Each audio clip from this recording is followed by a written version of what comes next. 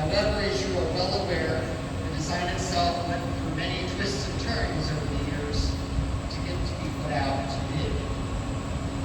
Since 2002, every museum director, from David Dunn to Charlie Fox to Jeff Wiemeister, has worked tirelessly to keep this project moving forward. Every staffer, every volunteer has been asked, all before the recoding that when will a roundhouse finally be built? Countless times over and over again.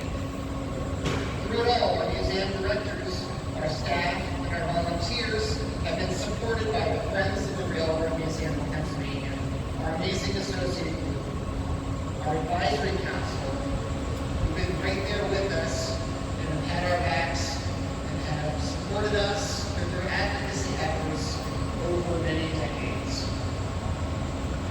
Our board president, Jim Donahue, is here today. Our advisory council president, Doug Watts, couldn't be with us today, but he certainly is a part of this day as well. So thank you, folks. It has been a challenging project, to say the least. Tight property lines, difficult site geology, not to mention the sheer scale and weight and size of the steam locomotives. But for all the successes that we've had, there have been numerous setbacks along the way, many of which are well documented. But as I have said many times, over and over again, you probably heard me say it, the intervening years were not wasted years. Not at all. We went back to the drawings, we took the time to fine-tune, to tweak, to get the design that best met the needs of our collection. It has indeed been a long journey, but we're finally here. And I believe it's because of the efforts of a good team of fiercely dedicated public servants and design professionals, from the Pennsylvania Department of General Services, DGS, to PHMC, to Bertie McHenry. Bertie McHenry, of course, are architectural firms who did this from the very beginning. They have worked day in, day out to get this project out to bid. You have no idea how hard they've worked, how tirelessly they've worked to move this project forward, despite all the challenges we've endured. Your eyes were always on the prize, I can assure you. They'd probably say they were just doing their jobs, but to me, it is far more than that, and we cannot thank them enough for getting this project out to bid and into the hands of PCI Construction and their numerous subcontractors to take this project into the construction phase. And we look forward to continuing to work with them. Jason, in the back of this room, have been working tirelessly for the last 6 or 7 weeks, maybe a little longer. We appreciate it. We'll actually see a little bit of that progress here today. But I also want to recognize some other folks. I want to recognize the staff and the volunteers of our restoration shop here at the Railroad Museum. As a result of our ongoing Ready for the Roundhouse campaign, curator Alan Martin and his team of volunteers have worked tirelessly to get all of the steam locomotives gradually over time to a point where we will be able to exhibit them in our employee. Inside our new roundhouse, you will see 6 steam locomotives in varying phases of preservation. This work will be ongoing even after the building is finished. We'll keep working on these things. PRE 6S number 460 has already been restored. Okay. PRRB 6SB number 1670 is well on its way to being completely restored. Our H10S is completely blasted and primer painted. L1S in process, and that is the K4S and the M1B soon to follow. While all this work will not be completed by the time our roundhouse is opened, you will be able to come back from time to time, and you will be able to see the progress. Our staff and volunteers will continue to work on this equipment over the span of many years. And while that work may seem slow and arduous, you will see the progress on your repeat visits to to our new roundhouse building when it's finished. In the meantime, thankfully, once the building is completed, these locomotives will be protected from the elements, no longer left out of the rain or from the cold. Absolutely. It's a good thing. Finally, I will end with this observation. Whether by chance, coincidence, or good planning, it always seems like we have some kind of major building project occurring during one of our milestone anniversary years. Probably walk through it when you came into the building, but you'll notice the new addition to Rolling Stock Hall was completed in 1995, and that was our 20th anniversary. So it just sort of seems that we've been beneficiaries of milestone or anniversary of some kind, a big building project to go along with it. And truly, the roundhouse itself is the icing on the cake for us as a railroad museum, celebrating 50 years of service to our community. What a joyous time for us all, and I can assure you, you're just getting warmed up. So next, I would like to welcome some special guests who are here to help me today to mark this special occasion. So first up, I'd like to introduce Secretary Patrick Graham, Department of Revenue, who's a good friend of ours, and he has a few words he'd like to get us started off with. Secretary Graham.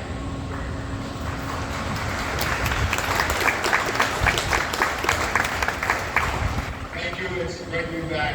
First, I want to congratulate the leadership of the museum for selecting today as a truly immersive experience. Being outside is what probably felt like on most days of work within a railroad mountain. So it's been a very good time. On behalf of Governor Shapiro, as a railroad enthusiast, I can't believe someone obsessed with railroad business. I'm very proud to be here. To congratulate the leadership, the staff, the volunteers, the Railroad Museum. The best of its kind in the nation. It's a very important addition to the museum, not only to the mission, but to tell the full story of railroading in Pennsylvania and throughout the world. We're very proud to play a small part in advancing this project. And I did want to recognize one person. I think he's here, Matt Levin, partnered with me, on doing our part to advance the project forward. So Matt, thank you. Ladies and gentlemen, between the iron ribbons that spanned its physical operation, the railroad was defined by its many facilities.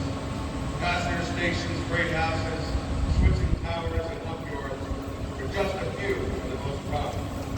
Yet, you had to identify the facility on any river, which was the undisputed emblem of the Golden Era, the most indispensable for sustained operation under steam power.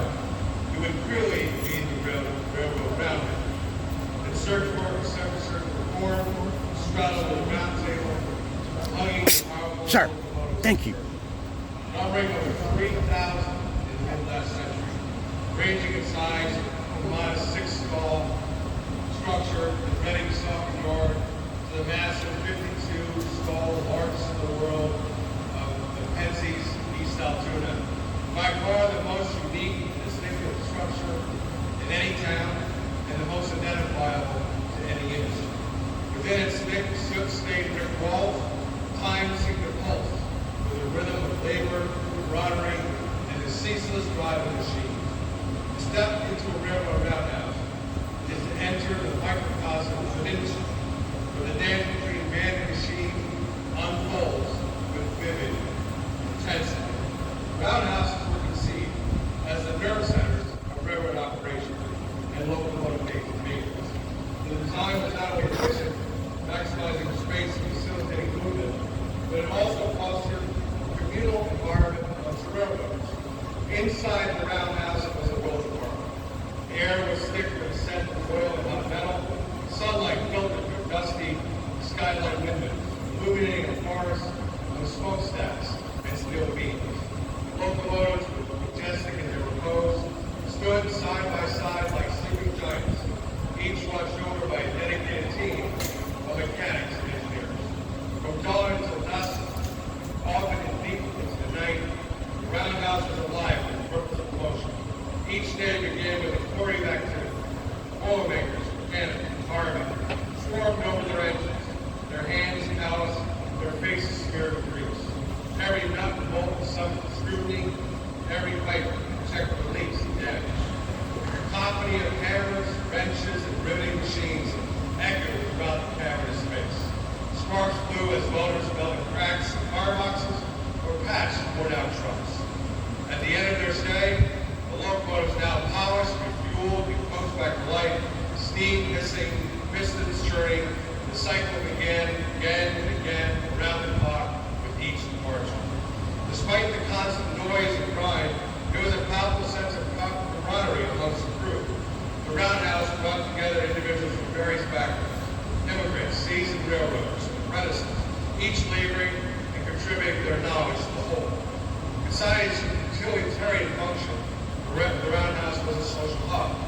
During breaks, the men gathered in shadowy corners or around makeshift tables, sharing stories, jokes, and sometimes grievances. Coffee and tin lunch pails circulated, their contents of modest comfort, hot, cold, and the clamor. Bonds formed that extended beyond the roundhouse, creating a fraternity rooted in shared hardship and pride. It hosted celebrations, retirement parties, birthdays, and sometimes even weddings amid the bank. Practical jokes and funny competitions lightened the mood, and the walls rang with laughter as often as the hammer would. As it has been, the majority of Pennsylvania throughout the last 2 centuries, where the railroad offered more than just transportation, a place where strangers could give acquaintances, stories were exchanged, and landscapes unfolded with panoramic views. The roundhouse was more than just a place of work for the tens of thousands of its stewards. It was a place where connection, man and machine, could find their place in a productive, prosperous society. For every railroad in our commonwealth throughout the world, its heartbeat within the stable of the Iron Horse. And no story of Pennsylvania railroading is complete without tales and tribulations of the roundhouse. For the Pennsylvania Railroad Museum, the finest of its kind in the nation, this groundbreaking marks a historic commitment to that understanding.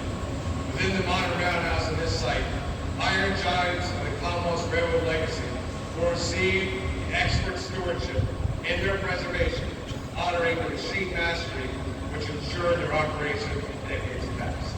Skilled staff and volunteers will share expertise in their craft and exchange stories and craftsmanship, echoing the rhythms and sounds of the roundhouse railroaders once in service throughout the colony.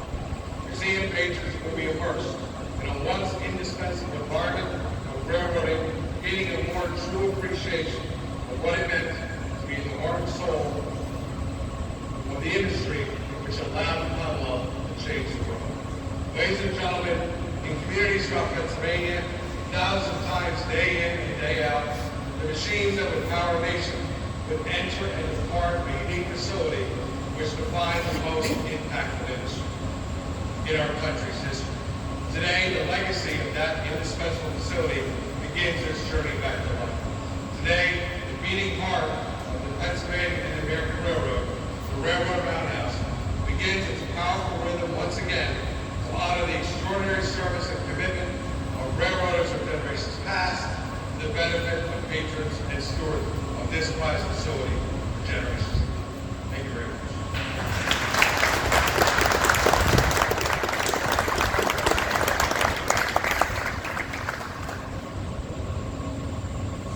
Secretary Brown, we appreciate you being here once again. Next up, I'd like to introduce Greg Kirk, who's Deputy Secretary for Capital Projects for the Pennsylvania Department of General Services. Greg?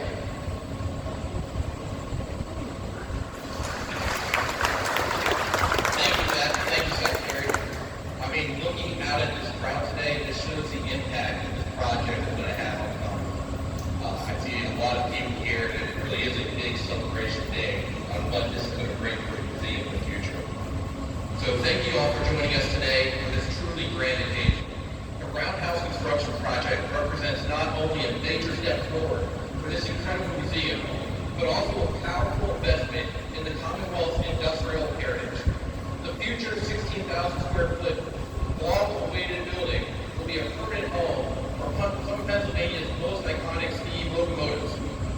museums that not only help power the economy, but connect communities and shape the history of Pennsylvania. When completed, the Roundhouse will preserve these locomotives in a state-of-the-art, climate-controlled facility designed to keep them safe for generations. Architecturally, the new facility will feature a stunning fan-shaped layout crafted with brick, steel, and glass. Not only will this building be beautiful and functional, it will be welcoming, ADA accessible, and purpose-built for both preservation and education. On behalf of the Department of General Services, thank you for everyone that has made this vision a reality. The design professional, Bertie McHenry, the numerous consultants, the DGS design management team, and the incredible PHMC staff who have worked hard for years to develop this design and move it into construction. As we take the first steps into construction, I'd also like to recognize our construction partners, ECI Construction, Air Management Technologies, Vision Management, Shannon A. Smith Incorporated, and the DGF Bureau of Construction, who are now tasked to turn this vision into reality. The tracks of history run through this place, and the construction of the Roundhouse will make sure they run strong into the future. Thank you.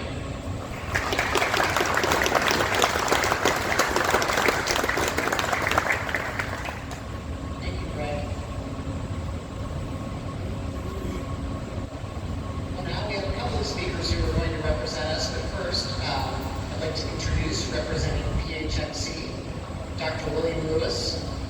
Bill is a commissioner and vice chair of the PHMC, Pennsylvania Historical Museum Commission. So, Phil.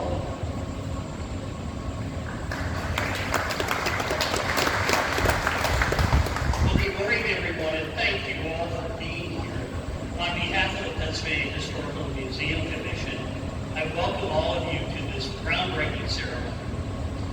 For many here today, this is the beginning of the fulfillment of really a dream to have a brand new roundhouse to explore the critical importance of railroading in our state. Structures in the railroad system and to provide not only educational display, but also to provide for needed space for repairs. The restoration of rail equipment that tells the story of America's transportation history is just incredible to have here. Railroads are often called as the invention that changed the world, as the Keystone State part of our nation. Pennsylvania was a critical part of the transportation system that moved food from farms and needed equipment from factories all across the country and indeed the world. I want to take a moment to thank some folks for their hard work on this. Of course, we certainly thank Governor Shapiro and his administration for all they have done to make this possible. We thank the General Assembly and its members for the support they have given to this project right through, and we certainly appreciate it. Pat, we certainly have to thank you and your staff, as well as your amazing friends in the Railroad Museum and your volunteers. This is just an incredible facility, and it attracts so many volunteers. I also want to thank our staff at the Pennsylvania Historical Museum Commission, led by our incredible Executive Director, Andrea Lowry. Would you, Andrea, stand up and be recognized? PHMC, it's Transportation Year for us. We are in the process of having the USS Niagara completely refitted. We're building this project here. And next year, the mother of all projects is a rebuild of, that'll start later in the year, of Pennsylvania State Museum in Harrisburg. So it's been, and she just completed probably the most advanced archives in the Commonwealth of Pennsylvania. So Andrea and her staff have just done extraordinary things and will really leave the legacy for Pennsylvania for our future. The neat shovel of earth that is dug today, you will see the beginning of a new place that will persist into the future for many, many generations. A place to preserve and rebuild history, and a place to educate the youth of today and tomorrow. Future generations will visit this place, and they will see Pennsylvania's role in the transportation that not only built our nation, but served the world. I thank all of you for being here today for this great moment in history, and enjoy the rest of the day. Thank you so much.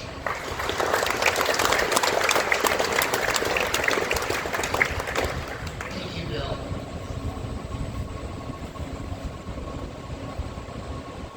I'd also like to introduce, and he was here during our 50th, and we're glad to have him back, Randall Spackman, who's also a commissioner of the Pennsylvania Historical and Museum Commission. Randy.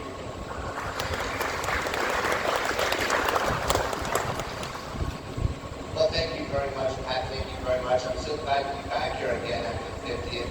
I'm glad you guys didn't check my pockets because it's always good to come back to old railroading history. But it's such an amazing place. And that's one reason I'm here, just to speak on a few words. Every time I've come to this building, not only is it so enticing with the history it holds, but the volunteers that make it really such an active community. They're willing to answer questions, to give you guide tours, and go through that extra step. One of the things with volunteers in this current climate is not only do they do their time, but their families and friends will make up the difference in their own homes and places so they can fulfill their dreams here. And that's one thing that is so important, that you bestow such an current climate to help create that environment. Have those people help support everyone here so they can walk in through the door, they're greeted with that smile and that extra effort. One of the great lines that I remember very much in my own heart is that volunteers do not always have the time, but they have the heart. They know what's important to them and their community and society, and they hold that dear. And they know by giving that time, their most precious commodity, that they can enlighten somebody else's world and show that that passion comes through themselves or bestow on somebody else to eventually keep that cycle going. And that's really what's happened here for all the years as I think back to the Pennsylvania Railroad Museum, is this succession of plans. It's not just one person, but it's roots over decades with plans like the Roundhouse. It's conceived in one and moved on until it's built in there. It's amazing. This is all long-term planning, but it's a family, and they continue that vision on and on. So, Pat, congratulations to all your staff, and this is a well-deserved for the community and our history. Thank you.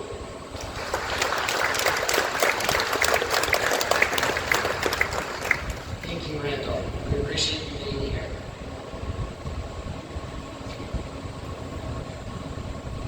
And finally, we're going to close out today's presentations with a good friend of mine who I do remember your very first day here as director. And he was certainly director of the Railroad Museum at a very critical time for us.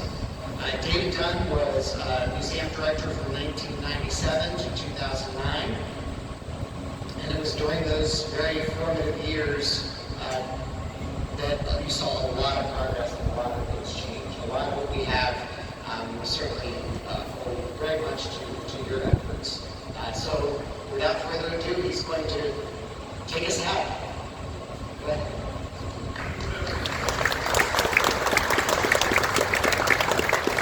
One of the dangers of going last is that I'm mentally crossing things out of speech that have already been said.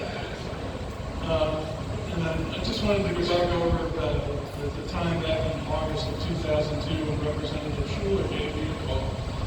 And we had done some planning, and so there were some documents I could refer to, and he asked me about the major projects. So I listed at least 5 or 6 at the time. And he asked me which ones were the most important, so I prioritized them. And then he asked me a really kind of critical question, which I was totally unprepared to answer. How much should we put aside to do these projects? And so I came up with some figures just basically off the top of my head. Because none of the planning ever went into that detail.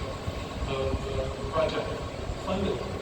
And so basically, there were, of the 6 or 7 projects that I listed, it was almost maybe $8 million that I had come up with. And at the Roundhouse, I think, oh, we should be able to do that for $2 million. So I was very much surprised after the vote occurred then in October of 2002 to see the PHMC's listing of the projects. And there were actually 4 of them. There was $360,000 for fire suppression because we had built Stewart Junction, and part of the PGS thing that we had to do was build fire suppression into it, and we had nothing to connect it to. So we had to provide a water line and a pump to provide the water for that project. So that was done while I was here.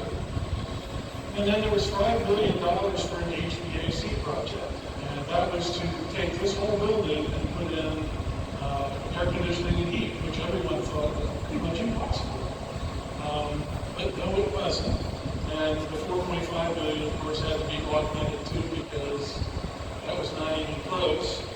But that was, Charlie Fox was doing the director at that point. And then there was $4.5 million for exhibits, which was a terribly long and drawn-out thing as well. It started when I was director, and there was just a total collapse of the planning process in that particular endeavor.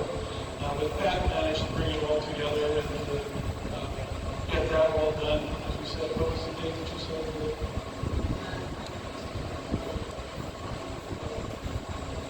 Okay. So 2019 was expended. And of course, the Roundhouse was something that was in that thing too at $6.6 million. And so I was real pleased to get my desk in the phone rang. And Brent Glass, the executive director of the PHMC at the time, said, "Hey, can you tell me how the Railroad Museum got $16.5 million in the capital bill through the PHMC?" And I said, "Well, I did get a call from Terry Schuler, and I listed a couple of projects, and he took it from there." And the question he asked me pointedly was, "Did you solicit them for that money?" I said, "Absolutely not." He said, "Okay, we're done." That was it. So I was off the hook on that one. And this is actually, the Roundhouse is the last of the big projects from that capital bill that Chair Schuler shepherded it through. And so I'm very pleased. And there were all the things that Pat said and everyone Spear said I agree with. And one of the things that I wanted to mention was that one of the few known facts of this collection's importance is that when I was director, at least, more than 32% of the railroad equipment listed on the National Register was in this collection. So that's significant. But again, the FRM Board of Directors, their staff, the PHMC staff, the Advisory Council, PTS, the Governor, representatives of the Governor, everybody, again, all deserve a great thanks. And the last thank I would like to give is to the FRM membership. Never gave up. Thanks, Pat.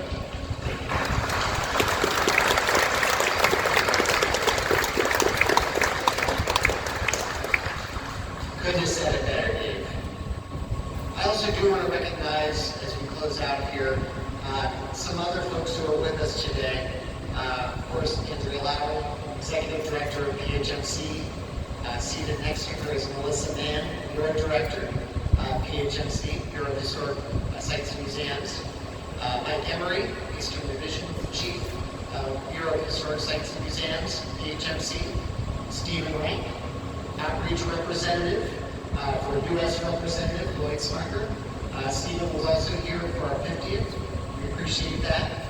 Nicholas Hartwell, Field Representative for State Senator Scott Martin. Where's Nicholas? Is he here? Okay. Oh, I'm sorry. Lydia. Yeah, Lydia Metzger's here for representing State Senator Scott Martin. Are you here, Lydia? Thank you. Thank you for joining us today. Jim Donahue, Board President, Friends of the Railroad Museum. Doug Ross, who could be here. Doug is our advisory council president. Mark Miller, Ernie McHenry Architecture is with us. Thank you, Mark. We also have folks from PCI Construction here. I talked to Jason at the very beginning, representing the crew that's working outside. I appreciate all his help very much in getting our groundbreaking set up today. Thank you so much. I want to thank folks from the Board of Supervisors of Stroudsburg Township. They were tremendously helpful, good friends to us, and we certainly appreciate their extreme patience and all of their assistance over the years. I also want to recognize Sarah Long, Marketing Director for Discover Lancaster, and Tori Nonemaker, Social Media Manager, also with Discover Lancaster. So thank you for joining us. So, in conclusion, before we head outside, I just wanted to thank everybody, all of our guests for being with us to share this special day. Former staff, current staff, volunteers, and supporters. We appreciate your extreme patience with us in this project, but certainly this is the best way to get it kicked off, and we appreciate you all being here. I also wanted to take just a quick moment to give a special shout out to one of our very own, Deb Redding. Deborah Redding is our advancement director here at the Railroad Museum of Pennsylvania. She did a tremendous amount of work behind the scenes, getting this groundbreaking ceremony together today, and also our 50th anniversary on April 22nd. She also was a very important part of that planning as well. So what I'd like to do, we are open today until 4 o'clock. So you're welcome to visit, take a look at some of our open locomotives and equipment. But we also have tours this afternoon. Our visitor services staff has been working hard to develop some tours. Particularly, I want to recognize Logan McDonald. Logan McDonald, our visitor service associate 2.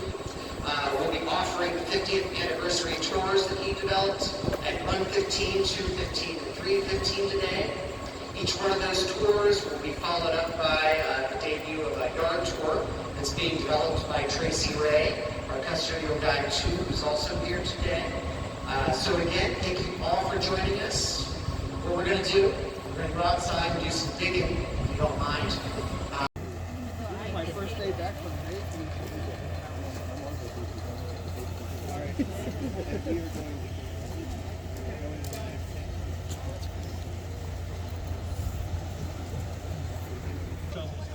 Can't be share shoppers.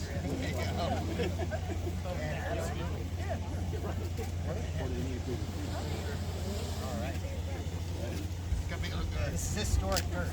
This is the good stuff. 1, 2, 3.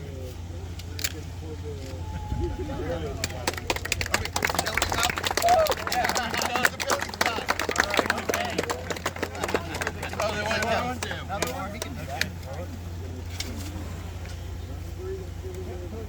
1, 2, 3.